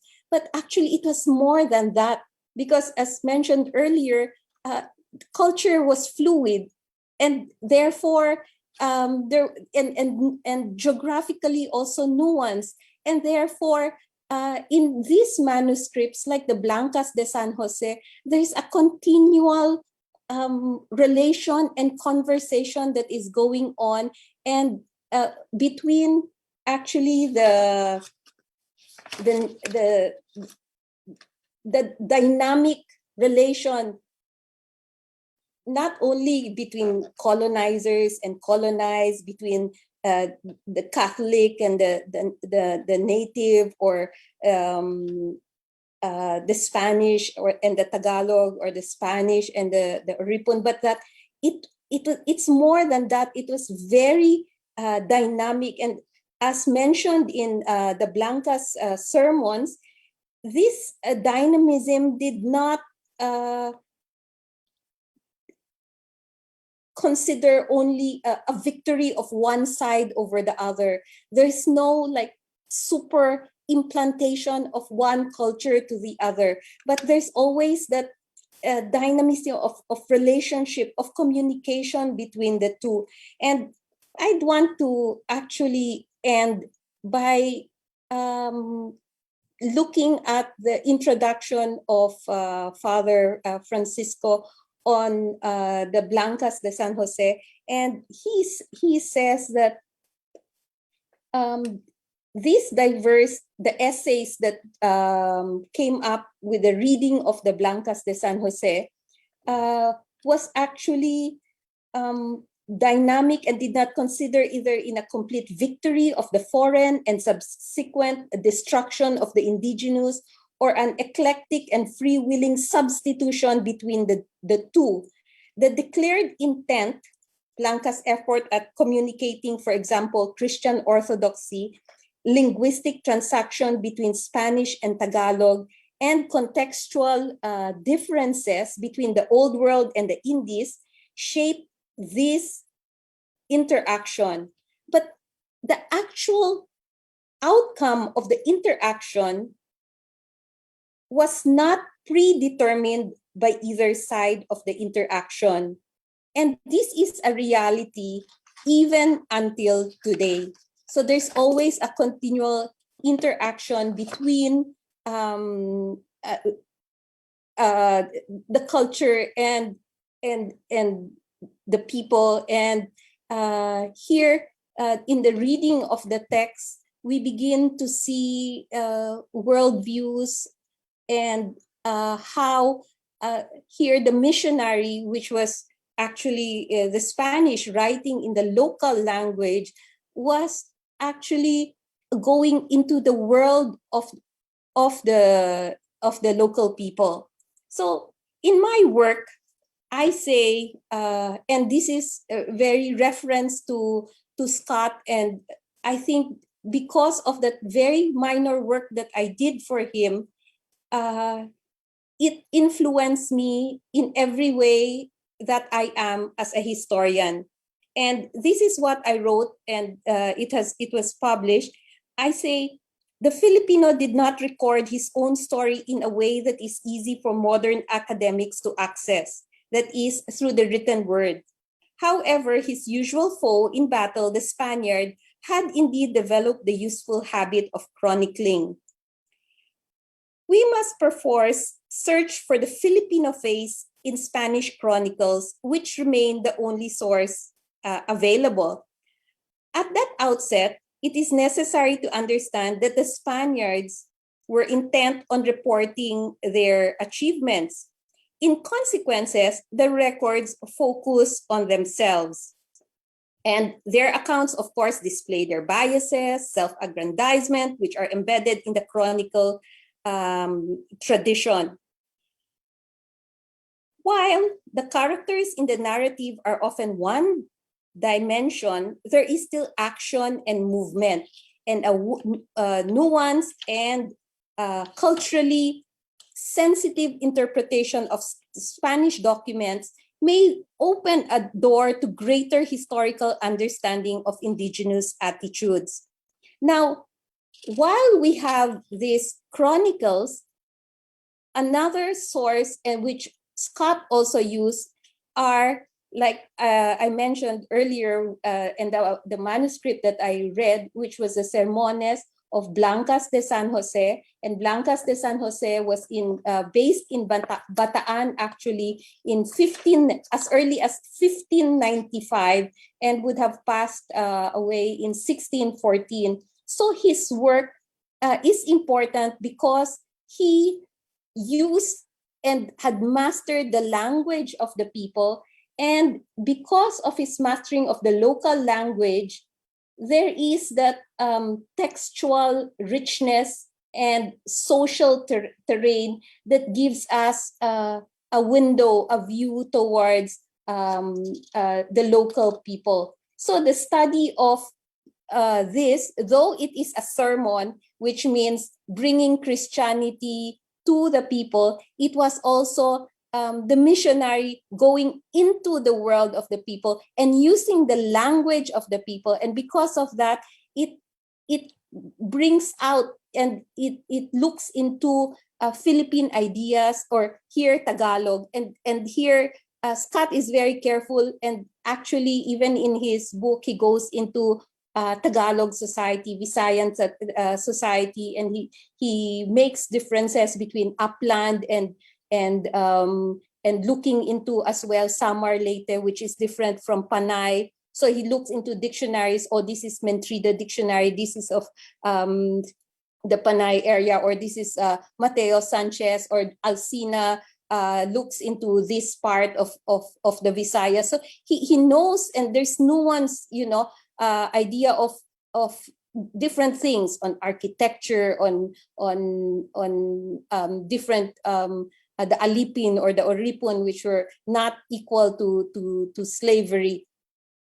And so here, these words and expressions in the local language, which is different from other texts, because here the language of the people is used, and the words and the expressions about life, or about material culture, about ideas, about concepts in the language, and for Blancas de San Jose, in the Tagalog language, are further enhanced by descriptions and reference with other materials. So historical research actually teaches us that all storytelling comes from a particular perspective. We must learn to understand this perspective and draw out what our sources say of the past, and of the people who chronicled this past. In learning to sift through the chronicles, the dictionaries and the reports that speak form a particular perspective. We can also acquire the ability to enter into the dialogue with other perspectives and go on to develop our own interpretations. And therefore, as a historian looking into these documents in the local languages, we are able to carefully try to reconstruct what happened and to retell in terms of insights derived from contemporary scholarship, and in doing and looking into perspectives also of the local, based on, because of the language itself, the uttered word, the written word in their own way. So in doing so, we hope to gain not only a greater understanding of the past, but it is also actually a deepening of our experience of ourselves, because we begin to see certain ways of uttering the world, concepts and material culture and beliefs. So that was my experience with William Henry Scott. A spark, very minor, and it was just the reading of one manuscript for this voluminous book, Barangay, and yet it has opened up a perspective that changed actually my life. Thank you so much. Thank you po, Dr. Rodriguez, for your lovely, candid stories about these behind-the-scenes moments of, the construction of Barangay as a book. I just wanted to note quickly how it astounds me that, generation by generation, Philippine historians with an interest in our pre-colonial period continue to be influenced by the sources and methods that have been introduced by Scott. Now, Dr. Rodriguez, before I open the Q&A section, could I ask you real quickly, because you mentioned some sources of dictionaries that are available online. Now, many of us present here today have our own research work and might want to pick up on that. So could you tell us again what those sources are, like just briefly, and where we might find them online? Oh, I mean, you can just Google, Yes. for example, Mateo Sanchez dictionary, and then Metrida dictionary, the San Buenaventura dictionary. There's the Visayan Spanish dictionaries, and then of course the Hiligaynon dictionary, and then you also have for the Bicol region, and then so these are the dictionaries that and the sermones that I have touched. What I haven't touched, because I don't know the language, but it would be good to look into as well, are these ones are already published in the Kapampangan, no, the Mentrida, the dictionaries, the Arte de Lengua, the Kapampangan. They're very strong, and they have, but that one, because I speak Visayan, I speak of course you have to know Spanish and Tagalog, so those I have looked into, but except for the other dictionaries, but which are there and which are reflections. And actually Scott wanted, as mentioned earlier, a part also on the Ilocos, and he has notes on the Ilocos already, but unfortunately he passed away before that was included into the barangay. So that part isn't included in the barangay, but he knew the nuances, in the geographic space.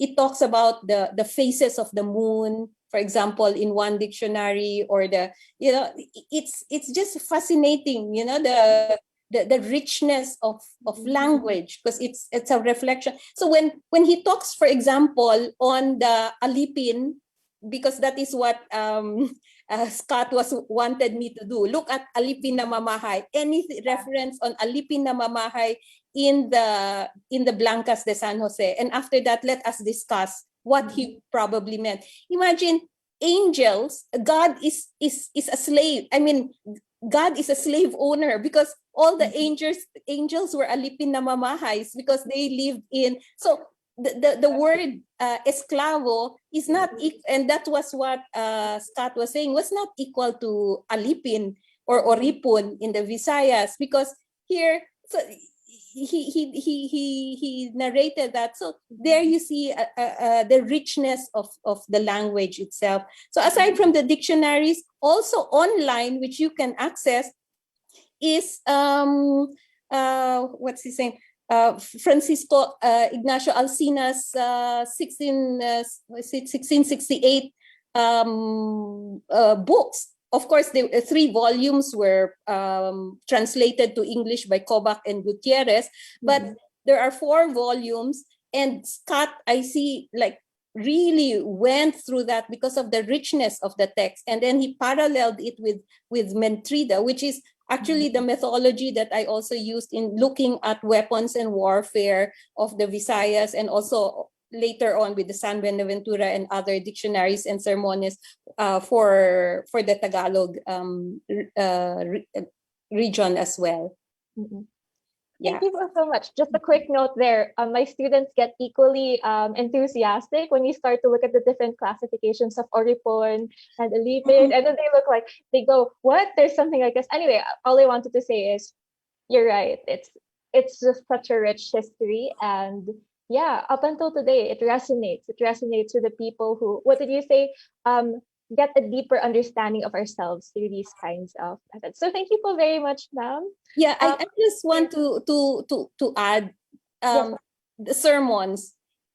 Sermons have a bad connotation for us right now, right? It means ay nagsesermon ka, no? You're giving a lengthy, but then it was a form of catechism, right?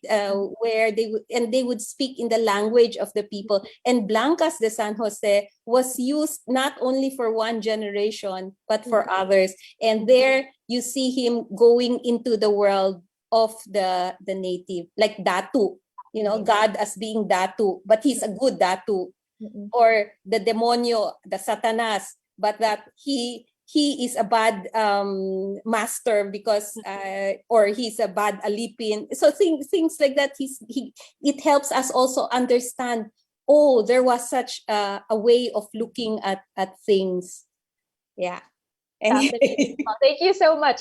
So I guess that means that if any of our speakers today have future conferences, abangan po natin so we can get a glimpse into those other histories. But for now, what we're going to do is open up just very quickly. We have about 10 minutes for question and answer. Actually, in our Dropbox here, we don't have a lot of questions. So what I'm going to do is highlight yung mga natanong na earlier sa chat natin that people are curious about. First and foremost, logistical matters, because it's been such a stormy past few days in the Philippines. Some people are asking if these videos will be uploaded online, and the answer is yes. So hanapin nyo lang po yung Facebook page na conference, and then you can, yes, it's being shared all around naman on Facebook right now. So hanapin nyo lang yun, and then the video will continue to be up, and it will be also on YouTube. What else do we have here? Actually, most of the comments we have now are sharing. So I'm going to read some of them, and then maybe if some questions come in, we can highlight them along the way. So yung nakalagay po sa Q&A box natin ngayon is from Luis Amante, and this is for Dr. Castro. It's not really a question, but a thought from one of his essays, which is really good kasi, it's discourse between the people here today. So here's the thought. There's a thin book by Scotty called Chips from 1987. In an article there, The Myth of Cultural Minorities, he critiqued U.S. imperialism, and the excerpt reads, when the Americans usurped the Spanish colony, they were a little embarrassed about words like conquered and unconquered because of the rhetoric of their democratic constitution. They preferred to think that imperialist imbalances were created not by aggression, but by natural scientific order. the American creation myth was called the wave of migration theory. So here, Scotty critiques US imperialism using the tools he learned from history. So would you like to respond to that comment, po? Uh, Actually, first of all, it's not a question. Secondly, I totally agree Yeah. that you have to look at it in many ways.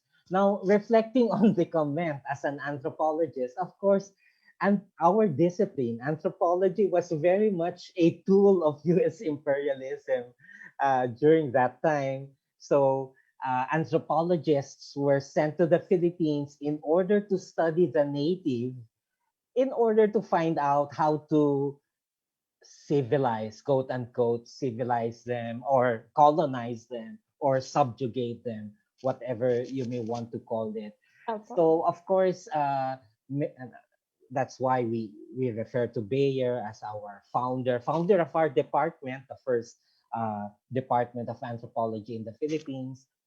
But since the 1960s, 1970s, there was an indigenization movement even within Philippine anthropology.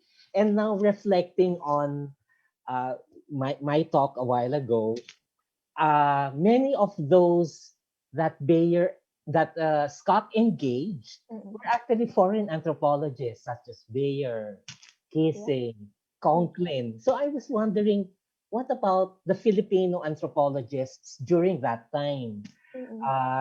I really don't know yet. I don't know if there are other anthropologists here. So I wanted to look back at our association's proceedings since the 1970s, whether Scott was involved or not. I haven't found out that yet.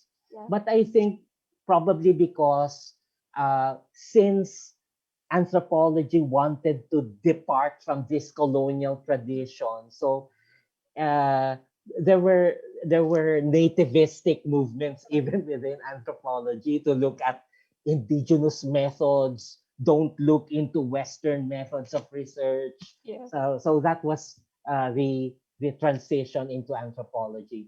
But now I saw the comment of Dr. Mario Mapana where he says, yes, anthropologists should recognize Scott as an anthropologist. So I said in my talk, I recognize him as an anthropologist, but maybe I would go further than that. I would tell our anthropological association that we should do this formally. And that's wonderful because picking up on the theme of interdisciplinary research, if there are historians and anthropologists here today, that's a really good clue for an institutional history right there. Yeah. So let me pick up on other questions that have been raised in the chat earlier on that actually have been answered na rin, no? This one is actually for Ma'am Alcantara and Dr. Noel Rodriguez. And the question was, this is from Dr. Nala Florendo. What happened to the Ilocos section of the book Barangay? Is it still possible to include it in the new edition of the book? So yun yung mention kanina for those of us who were like following the Barangay presentation. And I cannot find the answer here. So perhaps someone would like to answer from the people present. So do we have any updates on potentially adding that Ilocos section to a new edition of Barangay? Or maybe wait, let me check the chat here. All right, maybe there is no answer to that, but it's just out there, maybe we can raise it in the afternoon session. What do you think po, Ma'am, Dr. Noel? Is there an answer to that? No, it's actually a question. Yeah, okay. It's like where are his notes?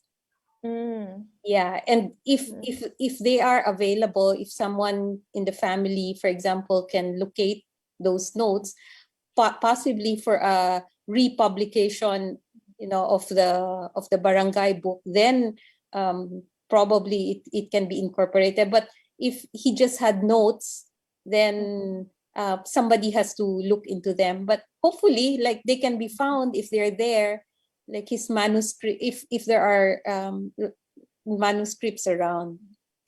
Yeah. Thank you. Yes, po, ma'am. Yes. Maybe we can ask Victor Ananayo. I'm not sure.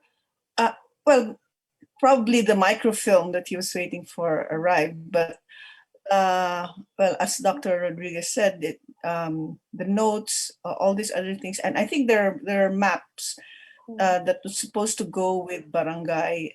Maybe Victor Ananayo will be able to answer that question. I'll pass that information on later. Opo. Thank you. Thank you so very much for that. We also have, wait, what time is it now? It's actually 11. Maybe we'll entertain one more question. But okay, what do we have here? Um, some of these questions prove to be quite long, so I'll just pick one of the most recent ones.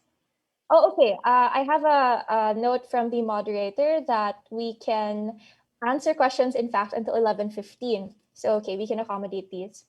So here's the first one. It's for Professor Castro again. Could you enlighten us what responses have been made as a result of Scott's critique on Bayer's wave of migration theory? Have there been any successful rebuttals of the Scott critique? Actually, even before Scott's critique, there are also criticisms from within anthropology. Yeah. So I think it's 1967. It's a colloquium on Bayer's contributions. Of course, Dr. F. Landa Hocano was one of those who critiqued this theory. But what he said was they were not in waves, but they were in trickles. So because there was no evidence from the histories of Indonesia, history of Vietnam, history of Malaysia, that a large group of people would go out of their country just like a going out of Egypt and going to Israel. There was nothing documented in Southeast Asian history, so it must not be true. But definitely there were exchanges of peoples, and it was in both directions. There were peoples coming from Indonesia coming into the Philippines. There would also be peoples from the Philippines going outside of the Philippines, as mentioned by Dr. Escalante earlier during his welcome remarks. So that was so I agree with Scott that no anthropologist today subscribes to the waves of migration theory. And as far as I know, in official Department of Education textbooks, it is no longer subscribed to, but it is mentioned as one of the prevailing theories. But there would be other theories. So that's positive. Unfortunately, you still hear it every now and then, probably because those of the older generation grew up learning about that theory and then passing it as some sort of new or modern folklore to their children. So the myth persists. However, I would like to mention that while we are debunking the wave of migration theory, we should also recognize that during Bayer's time, this theory was something new because there was no one interpreting. So we could not blame Bayer for what was available to him during that time. But if we continue to reproduce what he has said, then that's another case. Opo. Just real quickly here, I remember when I was researching about this for class, some memoirs by Solheim, when he was talking about the interactions of Bayer and that whole generational gap between their methodologies and Bayer's methodologies. Anyway, I just recalled that. So here's the question for as a follow-up to what you just said. Do you think that, because there are many educators here today, I'm sure, do you think that as historians or history teachers, we should continue to mention the wave migration theory? It's a very pragmatic question because of what you just mentioned. Or should we just kind of let it go in favor of more modern, recent, and documented theories from both historians and anthropologists?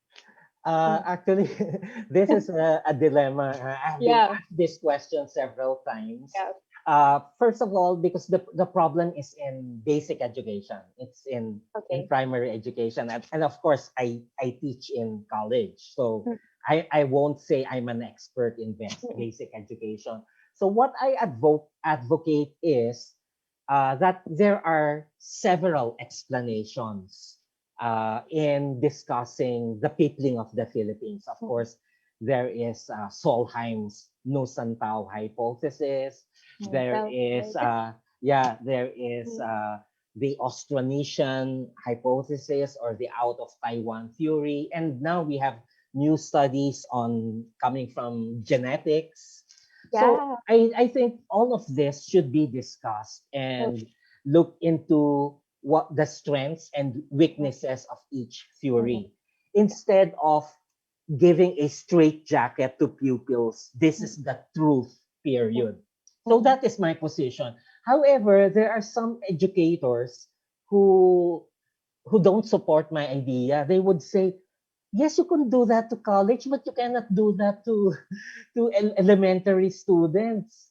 You should tell them what is fact, what is fiction, what I really don't know. I think Fair point. critical education, critical thinking should start very, very early because once students get into college, uh, they already have fixated concepts in their mind, and it's very difficult to combat them. So I would still argue for starting it early that pupils are taught about there may be different possibilities and there is a need for new evidences to show which one uh, will hold water right now.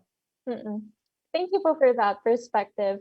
I think it's still a good thing to have introduced to such a wide group available today. And picking up on that now, the continuity of scholarly work in the future. We have a question from Bambi Guevara from our FB live stream, which is oh wait, sorry. There's another question pala na hindi, ito anonymous attendee, and we'll get to Bambi's question later. From the panelists' perspective, so this is open to all panelists, what are the other areas of research topics or disciplines they would like to encourage the present generation to work with or dig in deeper, I suppose in the context of the pre-colonial Philippine period? Ano yung areas na there are a lack of researchers, there's a lack of whether that's more personal narratives or more scholarly work. So what do you think, po? Areas we could do deeper work in and not a lot of people are working on right now. Okay, Thank you, po. Thank you, Doc Rodriguez. no, if you if you go through the dictionaries, they're a reflection, right, of our articulation of the way things are. I mean, if you look, there are, for example, and this one in the barangay, he mentioned it, like the phases of the moon, or for example, weaving and or the mathematical concepts or the natural world that is there. So there's just so much, if you go back, and that is what I think barangay also encourages us to go back to the material.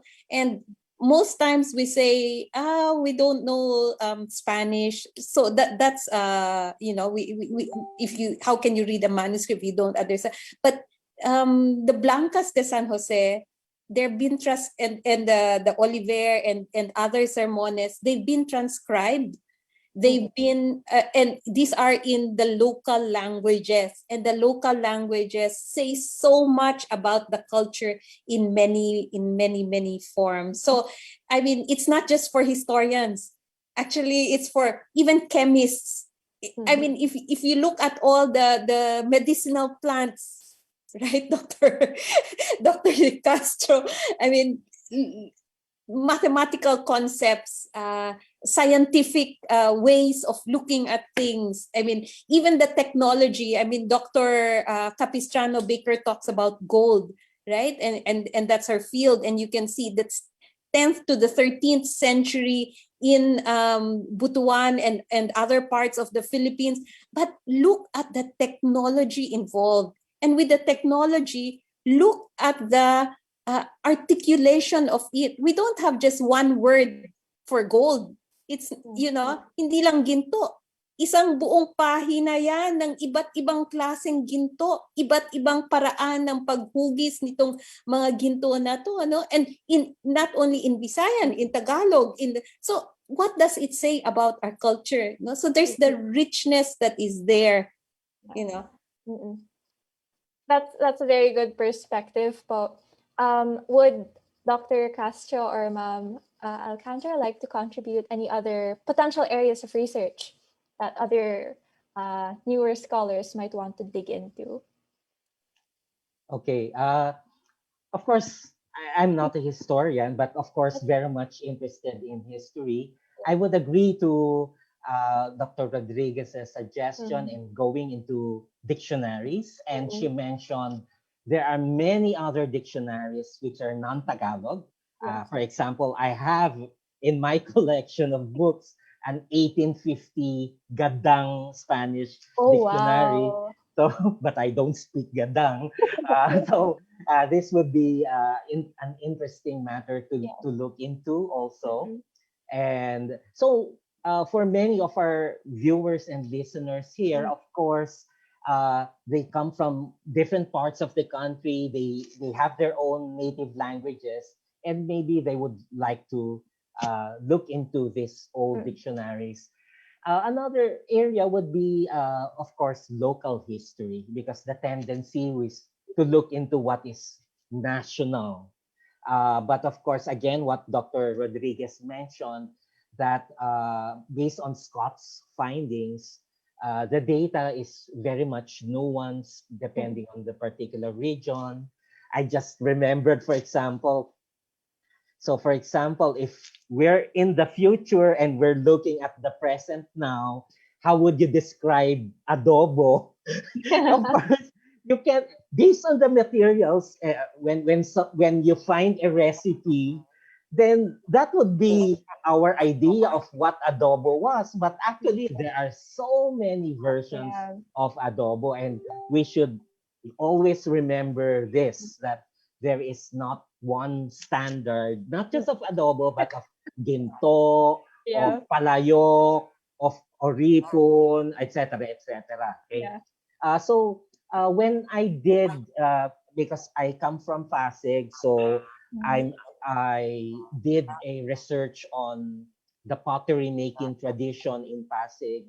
Of course, I had to use archival sources as well, and the dictionaries are very much of help. Of course, I started with what Scott already mentioned about pottery making tradition during the 16th century. But of course, then going to other dictionaries and also local sources within our own town. But one tip that I could give to the person who asked the question, follow your heart. What is interesting for you, research on it. Don't force yourself to do research on something that you don't like. Yeah. And this is why I love hanging out with other academics, because we're just giant nerds, You're like, here's something I found that I'm really interested in. And then you realize, oh, it has significance for understanding ourselves as a nation, or as, all of our identities that are combined here. Okay, so let's try to look at other questions that we can address to all the panelists. Can I just make a comment? No, because it's just in the reading, and what really gave joy to me, because we have from the National Historical Commission, Ian Alfonso, and Ian is doing a book on dogs. And actually, if you look at Alcina, like I gave him all the references to dogs, and that, even before, in Alcina's work, the dogs were very special to Filipinos, and here in the Visayas region, right? And he says, they love their dogs even more than they love their children. I remember this, yeah. Mm-mm. And also like he describes boat making, and he says there's this the baroto, for example, and it can accommodate only one person, and then when he describes it and he goes to the boat and it can only accommodate one person and the dog. So kasama yung dog. Yeah. Oh my gosh. I'll comment and then I'll read another question. I remember I was reading some similar passage. Tapos, yung dogs are so beloved na there's a morning ritual for them. They're carried on the backs of other people. Anyway, so, okay, so we'll do one more question. And this is a little more specific to people who are in, paano ba to? Who are in wait lang, let me just read it out loud. In Discovery of the Igorots, I recall Scott does not speak well of Diego Silang. And this is interesting. It's more focused, pero perhaps it could tell us something interesting. Why does the NHCP find the Silangs outstanding Filipinos if Scott does not quite feel that Diego Silang, even if Scott did not speak well of Diego Silang? Would you like to answer this question? Or is there anyone present who could answer that question? So it has to do, I guess, with the politics of representation. Oh, well, wait, what time is it now? It's 11:16. Oh my gosh, I'm so sorry. Unfortunately, that's all the time we have left pala for our morning Q&A na extend na nga rin siya for 15 minutes. Thank you guys so much to our speakers this morning. Thank you. It was enlightening, enjoyable, and heartwarming to have you here today. To our audience, we're going to be back at 1 p.m. Thank you for your lovely comments. This is a chat box. I wish I could read it aloud. There's an entire community here telling stories about Scott and the remembrances and the impact Scott has had on their lives. So, ayun po, we'll see you at 1 p.m. for the next set of panelists. You're going to have another moderator, Mr. Matthew Luga, for that segment. It was lovely to be here with you today. I hope you are safe, and happy lunch po to everyone. See you later.